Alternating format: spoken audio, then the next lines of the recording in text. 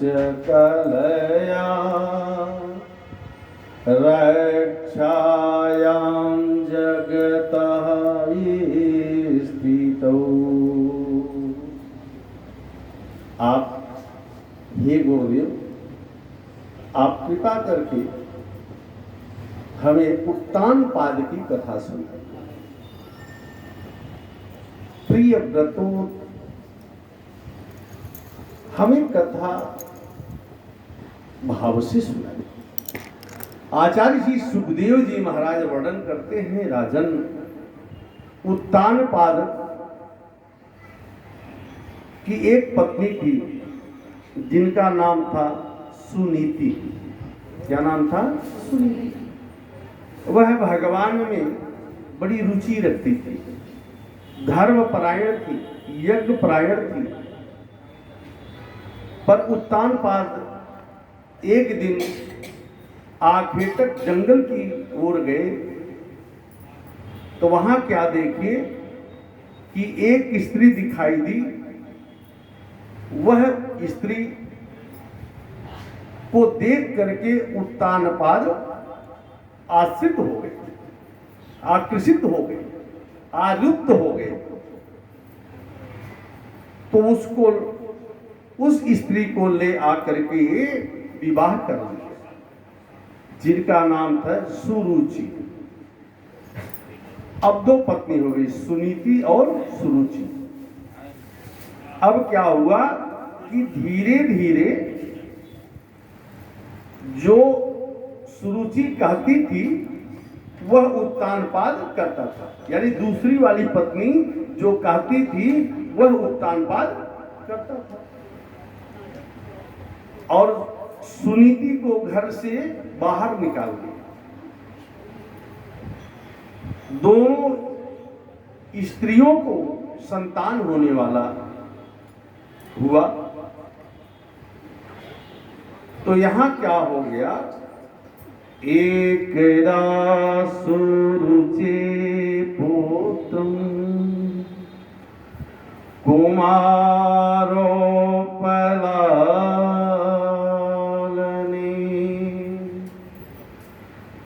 यहां पर जब सुनीति का पुत्र हुआ और सुरुचि का पुत्र हुआ, सुरुचि और सुनीति, जिसका नीति भगवान में मन लगे उसका नाम है सुनीति।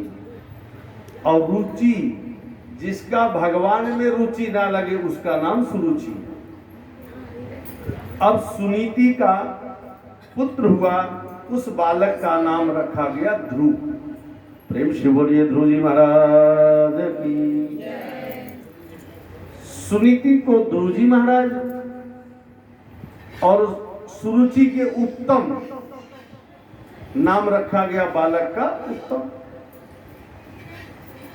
अब यहां क्या हो गया कि धीरे धीरे सुनीति के जो पुत्र हैं ध्रुव जी महाराज, एक दिन घुटवन घुटवन राजकोष की ओर आगे बढ़े और उत्तान पाद राजा थे ही, उनकी गोद में बैठना चाहे ध्रुव जी महाराज। इतने में क्या हुआ कि जो उत्तम की मां थी यानी सुरुचि जो थी, वो दौड़ करके आई और कहती है कि बेटा अभी तुम अपने पिता के गोद में नहीं बैठ सकते हो। ध्रुव जी महाराज छोटे से बालक रोने लगे। क्यों मां? बोले अगर तुम बैठना ही चाहते हो तो आप भगवान से जाकर प्रार्थना करिए। इस युग में नहीं, दूसरे जन्म में हमारा जब जन्म हो तो सुरुचि जैसी मां मिले। और नन्हा सा बालक ध्रुव जी महाराज को अपने पिता के गोद में नहीं बैठने दी और रोते हुए ध्रुव जी महाराज अपने मां के पास आ गए। मां के पास जब आए तो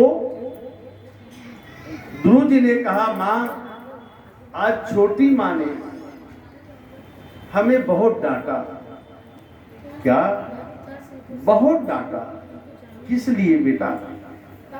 बोले कि इसलिए डांटा कि मैं पिता के गोद में जाना चाह रहा था, बैठना चाह रहा था, लेकिन छोटी माँ ने कहा कि इस जन्म में तुम पिता की गोद में नहीं बैठ सकते, प्रार्थना करो अगले जन्म में सुरुचि जैसी माँ मिले, हमारे गर्भ से आप बच्चा बालक बनकर आओगे तो पिता के गोद में बैठ पाओगे। ध्रुव जी की माँ ने कहा, बेटा छोटी माँ तो ठीक ही कह रही है, कोई गलत तो कह नहीं रही है। क्या गलत नहीं कह रही है? जाओ भगवान से प्रार्थना करना, भगवान से प्रार्थना करना कि हमें किसी के गर्भ में आने की आवश्यकता नहीं, किसी के कोख में आने की आवश्यकता नहीं। फिर जाओ बेटा, भगवान को पाने के लिए, कुल को तारने के लिए तुम भगवान को प्रार्थना करना। यह बात कह करके जब यह बात सुने ध्रुव जी महाराज, तो सुनीति ने अपने पुत्र को कहा, जाओ बेटा भगवान का जजन भजन करो और कोई एक गुरु मिल जाएंगे, जब गुरु मिल जाएंगे तो तुम्हें अवश्य परमात्मा मिल जाएंगे। आज ध्रुव जी महाराज घर छोड़कर चले गए। उम्र कितनी है? मात्र 5 वर्ष। देखो माँ ने कितना सुंदर, ध्रुव जी महाराज की माँ ने क्या कही कि बेटा ठीक कह रही है, झगड़ा नहीं की, लेकिन उन्होंने कहा ठीक कर रही है, भगवान का भजन करने के लिए किसी के कोख में, किसी के यहाँ जन्म लेने की जरूरत नहीं है, जाओ भगवान का दर्शन करो। अब ध्रुव जी महाराज चल दिए। ध्रुव जी महाराज घर छोड़कर जब चल दिए तो जब जंगल में पहुंचे तो वहां नारद भगवान मिल गए। नारद भगवान ने कहा, बेटा कहां जा रहे हो? ध्रुव जी ने कहा कि मैं जा रहा हूं भगवान की खोज। मैया ने कहा कि जाइएगा जंगल में और वहां भगवान का भजन जजन करिएगा, कोई गुरु मिल जाएंगे, भगवान मिल जाएंगे। तो जंगल में तो भैया शेर भी रहता है, उसे भगवान क्यों नहीं मिलते? लेकिन उन्हें गुरु नहीं है। ध्रुव जी महाराज, नारद भगवान ने बहुत समझाया, पर ध्रुव जी ने कहा ना, मैया मेरी कही है कि गुरु मिल जाएंगे तो भगवान मिल जाएंगे। तो नारद भगवान ने गुरु मंत्र दिए ध्रुव जी महाराज को। क्या मंत्र दिए? ओम नमो भगवते वासुदेवाय नमः। ये मंत्र दे दिए, जाओ बेटा इस मंत्र को भजन जजन करो, अवश्य परमात्मा मिल जाएंगे। ध्रुव जी महाराज, गुरु को दर्शन मिल गया, गुरु के द्वारा मंत्र मिल गया और प्रणाम करके ध्रुव जी महाराज आगे बढ़ गए। अब जब आगे बढ़ गए तो यहाँ क्या हो गया कि ध्रुव जी महाराज भजन करने बैठ गए, भजन करना शुरू कर दिए। कैसा भजन? बोले भगवान गुरु का मंत्र, गुरु के द्वारा बताया हुआ मंत्र से ध्रुव जी महाराज जब तब करने लगे। धर्मन दूसरा सत्य समाना, अगम निगम पुराण बखाना। धर्म से क्या होता है? बोले गुरु मिल गए, बता रहे हैं अब तुम भजन करो। ध्रुव जी महाराज जजन भजन करने लगे। क्या हो गया कि जब भजन करते करते 1 मास बीत गया तो ध्रुव जी महाराज भोजन छोड़ दिए। जब ध्रुव जी भोजन को छोड़ दिए तो वहां के जो पत्ते थे, फल थे, वो खाने लगे। लेकिन द्वितीय मासे, जब दूसरा मास लगा तो ध्रुव जी महाराज ने पत्ता खाना भी छोड़ दिया और इतना जप में मन लग गया, भगवान में लीन हो गए। धीरे धीरे तृतीय मासे, अब सोच लीजिए कि जल भी पीना छोड़ दिए, और जब जल पीना छोड़ दिए तो काफी समय बीत गया। अब जल भी पीना छोड़ करके अब केवल वायु पी रहे हैं और भजन करते करते धीरे धीरे धीरे ध्रुव जी महाराज ने पृथ्वी को छोड़ दिए। तो भजन की महिमा बड़ी ऊंची है और यहाँ पर भजन करना प्रारंभ कर दिए। एक दिन क्या हुआ कि भगवान नारायण भक्त का दर्शन देने नहीं पहुंचे। तो किस लिए आए? बोले भक्त का दर्शन लेने के लिए आए। तो भक्त कैसा था? बोले महाराज परमात्मा में लीन था। जब परमात्मा में लीन हो गए तो आज नारायण हमारे भगवान ध्रुव जी को दर्शन देने आ गए।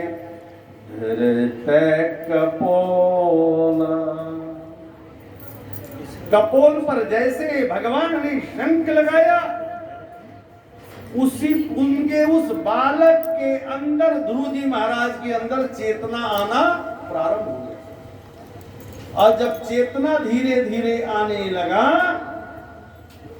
तो देखते क्या है कि भगवान शांताकारम भुजग शयनम, भगवान चतुर्भुज रूप धारण करके खड़े हैं। ध्रुव को देख करके भगवान, और ध्रुव भगवान को देख करके प्रसन्न हो गए। दर्शन पा करके जब ध्रुव जी महाराज दर्शन पा गए तो भगवान का जजन भजन करते ही थे। अब नारायण वहां से चले गए, और जब चले गए तो क्या कहते हैं? उत्तमं नारुरुक्षतम ध्रुवराज भयम नंदतम। महाराज भगवान का भजन जजन करते हुए आ रहे थे, वही जो पिता उत्तानपाद जो अपने गोद में नहीं बैठा रहे थे, आज माला लेकर के अपने बालक की माला लेकर के स्वागत करने के लिए खड़े थे। पितृ को तारने के लिए, जब बेटा पितृ को तारने के लिए श्रीमद् भागवत कथा करते हैं तो ऊपर से पितर लोग आशीर्वाद देते हैं। कुलम पवित्रम जननी जगाथा, कुल को पवित्र करने वाला, कुल को आगे बढ़ाने वाला, अपने पितरों को तारने वाला कोई घर का एक बालक होता है। कुलम पवित्रम जननी जगाथा, जैसे एक कन्या का विवाह होता है, दूसरे घर जाकर के वंश को आगे बढ़ाती है, उसी प्रकार से अपने पितरों को तारने का कार्य कोई पुत्र करता है। जननी जगाथा। महाराज धीरे धीरे आज ध्रुव जी महाराज आगे बढ़ रहे हैं और उत्तानपाद माला लेकर के अपने पुत्र का स्वागत कर रहे हैं। आज जो एक पिता अपने पुत्र को गोद में नहीं बैठाना चाहता था, आज वह पुत्र को पिता आज स्वागत कर रहा है। जब स्वागत किया तो महाराज कुल को तारने के लिए ध्रुव जी महाराज भगवान का दर्शन हो गया, बैठाए। उत्तानपाद ने अपने पुत्र को बैठा करके आज कुल को तारने का काम बेटा कर दिया। मंत्या हरे आद्या रूप हमारे, जय जय जय अवधेश कुमारी। भगवान हमारे मनुष्य जब परमात्मा में जजन भजन करता है तो मन कहाँ लगता है? परमात्मा में। धन कहाँ लगता है? परमात्मा में। अब धीरे धीरे ध्रुव जी महाराज राज्य को संभालने लगे और उत्तानपाद राज्य को छोड़ दिए।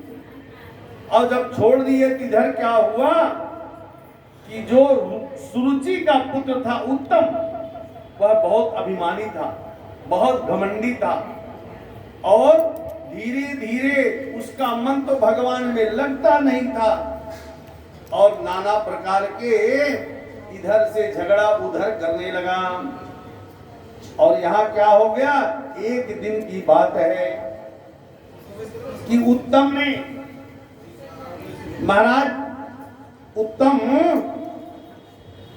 घर से जब निकल गया, बाहर चला गया तो वहां पर जा करके कुबेर के फुलवाड़ियों को तोड़ने लगा। उद्यम बालक होते ही, जैसे कोई कुत्ता सोया होता ना तो कुछ लोग का स्वभाव वो पैर से मार देते हैं। बेचारा वो कर क्या रहा था, कुछ बिगाड़ा तो है नहीं, लेकिन कुछ लोग का स्वभाव है कुछ करते जाना। तो कुबेर के महाराज फुलवाड़ी को उत्तम ने तोड़ा और तोड़ करके जब यह कुबेर के अनुचरों को पता चला तो उत्तम इतना उद्यम मचा दिया कि कुबेर के जो रक्षक थे वो जो है उत्तम को मार डाले।